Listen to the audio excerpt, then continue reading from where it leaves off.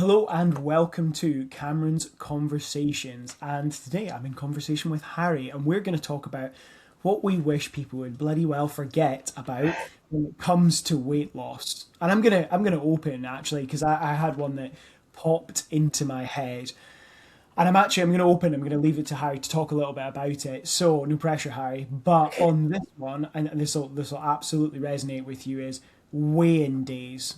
Once a week or once a month weigh-in days. Go for it, Harry. So funny because I just literally put on a piece of paper a few ideas of what I could make people forget, and right at the top of the list is weigh-in days. So there you go. It's almost like we work with the same kind of people. Um, yeah, terrible, terrible, terrible. I cannot stand them. Again, it is one of the biggest reasons people fail and give up because they're using the scales in the wrong way. And you will only realize this once you start weighing daily and you understand and see how much the scales fluctuate and they bounce around. As Cameron said in a previous episode, it is like a bouncy ball going down a staircase.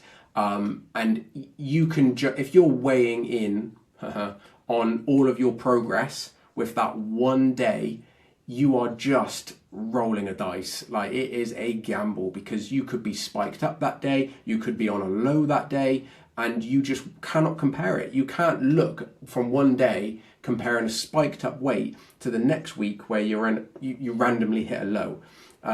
The other thing that just doesn't make sense with them, because quite often it's the slimming clubs that will kind of get people doing these weigh-in days. They're halfway through a day or 5 p.m. on a Thursday, and it just makes no sense because they're not only weighing your body fat, they're weighing everything to do with you, which is what happens normally, but also everything you've had to drink, everything you've had to eat that day.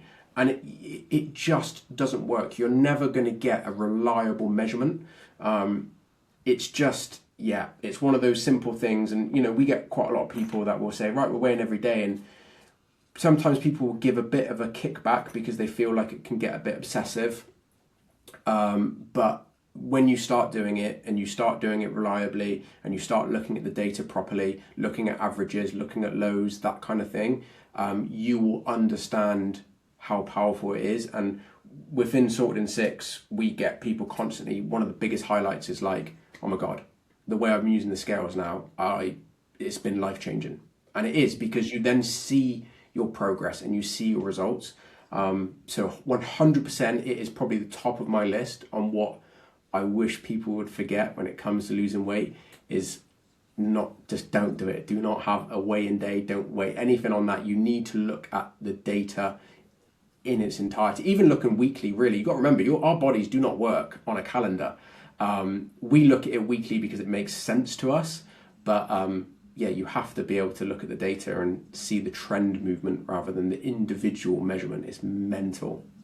Yeah, so for kind of point of clarification, when Harry's saying weekly there, what he means is he means a weekly average. So we do daily weigh-ins with our clients, or at least as frequently as possible, because of course there'll be circumstances where, maybe 1 or 2 days a week you can't weigh yourself, whatever. But in general, we're looking to weigh yourselves every single day and then see what that average does. So you take your week one average compared to your week two average and your week three and week four and so on and so forth, right? So you can see your progress. But the way I like to think about this is like it's almost like you reverse engineer this, right? So you go the other way around. It's like if I wanted to ruin someone's relationship with the scales and make sure they were as stressed out as possible about them, how would I go about doing it? Well, I'd probably put it on a Thursday night. That seems like a good place to start because that way they have to like starve themselves all day and drink no water. So that, because if they drink no water and they starve themselves, they'll be a bit lighter. So that puts like a good amount of stress and pressure on them.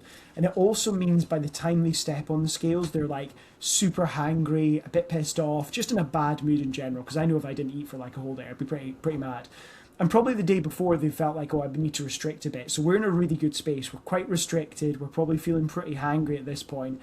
And then if you do break at any point on that Thursday and you have a little bit of food, that you know that your weight's going to go up. So you're already a bit disappointed in yourself by the time you set on them. So we're doing well already. Then what we're going to do is we're going to stand you in a circle and we're going to have people around you talk to you, like, or sort of like clap you or kind of be like, oh, you know, that's a boo, boo, you suck. Like, we're going to put like 10 people around Harry. Now, I would say, I mean, I don't, Harry and I know each other fairly well, but I don't know how, like, you would say self conscious you are. I'm not particularly self conscious, but like, I think if I was standing like on a set of scales in the middle of a room with 10 people, where, of course, and I have loads of great stories about this. What clients have told me about things people have done to weigh less on the scales, like as I say, the don't drink water, don't eat, the wear less clothing. One of my clients was at a Slimming World thing where someone like was wearing like the whatever wear on the scales and weren't happy with it, so they went to the bathroom and came back and they're like ran pants and then weighed themselves again, and they'd lost a bit more and they're like, oh, that's good. And my client was just like, this is not right. And that was it. That was their lad. They hadn't been there that long. They're like, yeah, this isn't right. But all these kind of things. So you've reverse engineered this. And like, no wonder, like, if I did that, I'd be stressed out about the scales. Not only that, like, you've taken this one point in your week. And as Harry said, like, we're going to fluctuate in terms of across the week. What if I'm better hydrated or worse hydrated? What if I have been to the toilet or haven't been to the toilet? Very glamorous, but has quite a big influence on your weight. Like, what if I had a big veggie filled lunch that had loads of food in it and weighed quite a lot? Well, that would influence my weight, but it definitely doesn't influence my fat loss.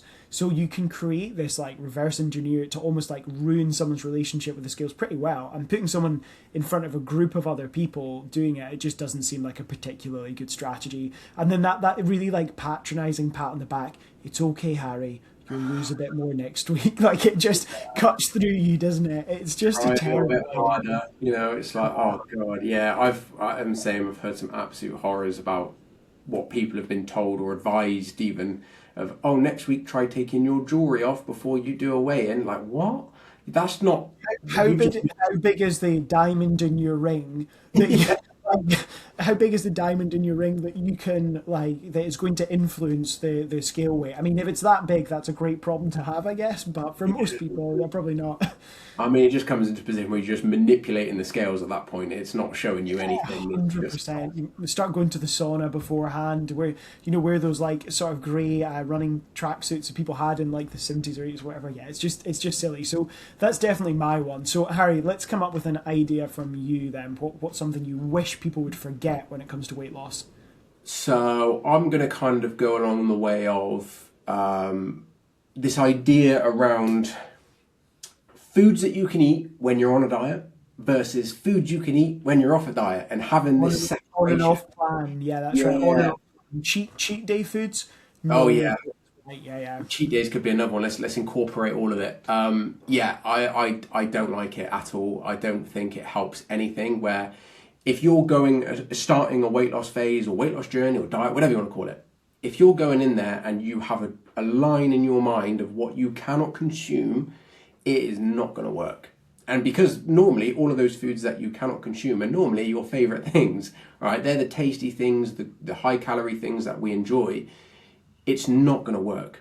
It's I always have it as a bit of a thing that I explain to people. And I'm like, look, the way our brains work as humans, we can't really tell ourselves to not think about something or not do something.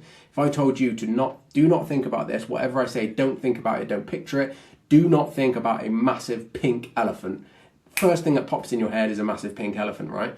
And that's the way our brains work. So if you tell yourself, I can't eat chocolate, chocolate's really bad for me, can't have it, it's going to make me gain loads of body fat and all that kind of thing, that's what you're going to be thinking about. Every time you're hungry, oh, I'd like some chocolate, I'd like some chocolate. And it's just going to build and build and build. And then your craving is going to get so much that having a little Freddo bar isn't going to scratch the surface. You need to eat a whole box of Maltesers, a family share bag of mini eggs or whatever it might be if you can afford them, because they're bloody expensive at the moment. It just goes a bit wrong. And it's not so much about having that defined line of on a diet or off a diet. It's how can I bridge that gap? Because yeah, there's foods that we have that are going to be high calorie. They are going to put our calories up in the air. They are going to be overindulgent, and it is going to put you out of balance as to kind of what you're trying to achieve. But what's really important is trying to work out how you can incorporate them in. Have the baseline of your diet coming from the things we know work: high protein, good fiber, whole foods, all of the basics. But then how can you fit that pizza in? How can you fit that chocolate bar in? And you can, and it depends how much, how often, all of these kinds of things. But if you can crack that, it really, really helps. And it as far as like relationship with food and stuff, it makes a massive difference if you have foods in your mind that you simply cannot have because they're bad in your mind, because it doesn't exist. It's everything has to be in context. So that's definitely something that I would like people to forget a little bit. Yeah, I'd 100% agree with that. I think this idea of like having food, like certain foods that you just can't have. I think when you create these food rules, it can be quite unhelpful. I think it can be quite unhelpful for your long term relationship with food as well. I think there's a difference between making a choice and being pragmatic about it than having food rules too. Like obviously, if you like pizza, that's great. You can probably have a pizza like once a week, but you probably can't get away with a pizza every single day or multiple times a day. Like that's obvious, right? So there is going to be this element of like you're not going to be able to have like everything all of the time, but at the same time that doesn't mean you can never have a chocolate bar. It might be that you, especially if you're like a smaller female on lower calories, maybe fitting in a chocolate bar every day isn't that doable, or it's not, especially at the back end of your diet where hunger's up, it's maybe not worth it because actually you're quite hungry and you'd just rather have like foods that fill you up, and that's a choice, right? But there's a big difference between that and saying, oh, I cannot have this or cannot have that. Like you are going to have times where you have like a chocolate bar, let's say like a couple times a week, and you're going to have maybe something like at a pizza night or whatever it is like once a week. That's cool, like you can have those things built in, but this idea that you should never ever ever have them or that they're bad foods isn't good. And the thing that I think is most important about that is if you have that approach, you then feel guilty every time you eat them. And if you feel guilty when you eat them, that's when it leads to you overeating, or actually then the next day not getting back on top of things at all because you feel like, oh, I've had a pizza, I failed at my diet, I might as well stop now. And you feel all these emotions and guilt when it's like, it's a bloody pizza. Like it has a certain amount of calories in it, blah, blah, blah. Like, let's just account for that and move on. Like, I think that's really, really important. So I'm a big fan of that too. I think this whole cutting things out and seeing them as bad foods is such a bad place to be. And it does not, even if you were to go to maintenance tomorrow because you finished your weight loss, it doesn't really set you up for long-term success, does it? Because you're just like, you're stressed about it. Every time you have a pizza, you feel like you failed for the rest of your life.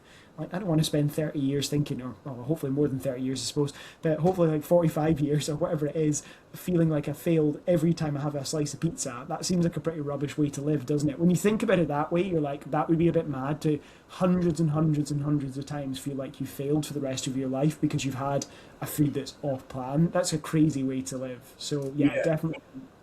The other negative that comes of it as well, which is a big one, is when you have a group of behaviors, actions, foods, all of those kind of things that you do when you're on a diet. When you get, if you get, which let's be honest, most people unfortunately don't, but if you do get to your kind of end goal and you're like, right, done it, there's my 5 kilos off or 20 kilos, whatever it is, and your brain switches back to, okay, now I get to include all of my not on a diet foods and not on a diet actions and behaviors. I don't need to go to the gym anymore. I don't need to worry about steps.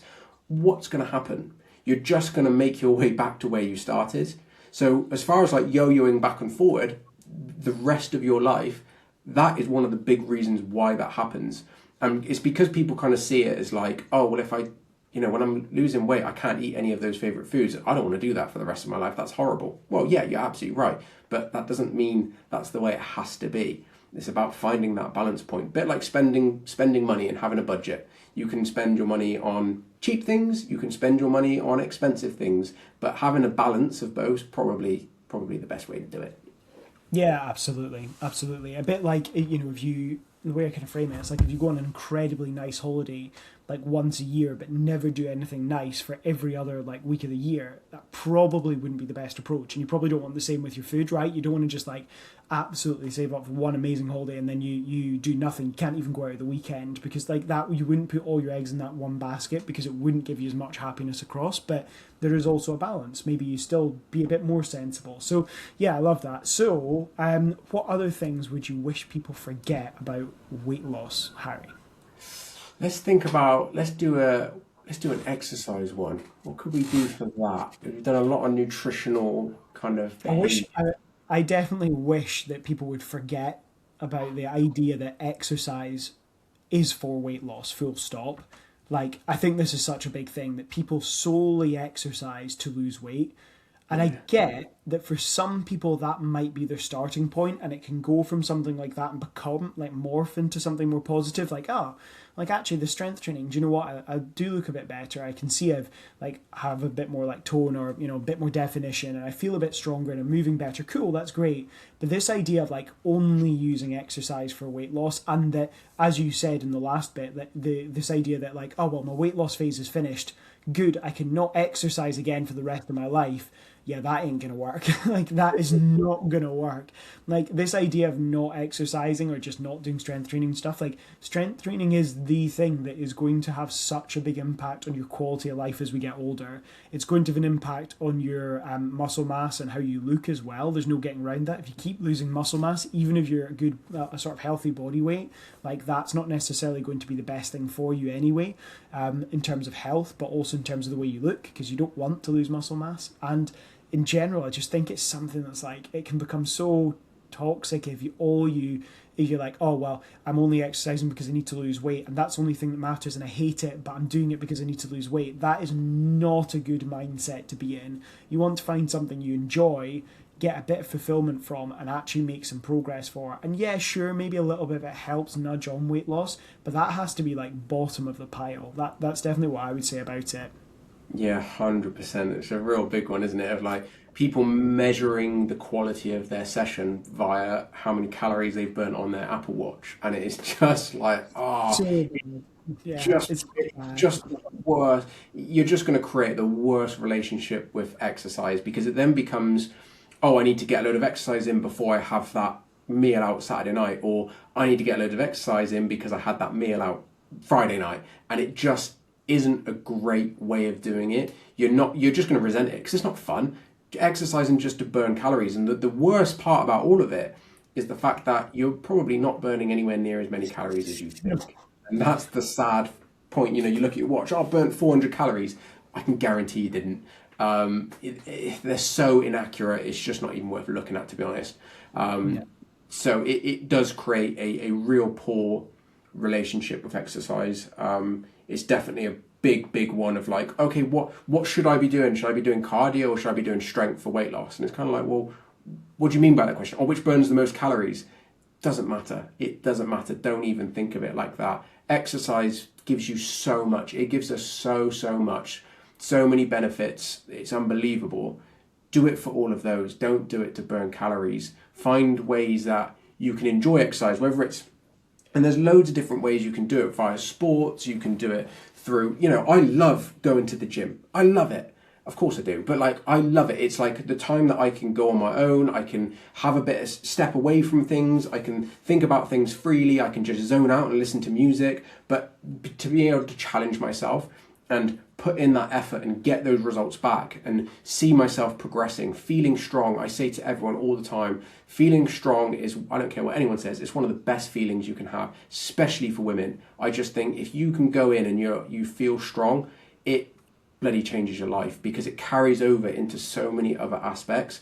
Like, exercise for those reasons, like, it breaks my heart when someone's exercising to burn calories, because that is just so boring. Just go and do a bunch of burpees for half an hour. Like, there's So many things I could say that I'd rather do than that. So yeah, real good one.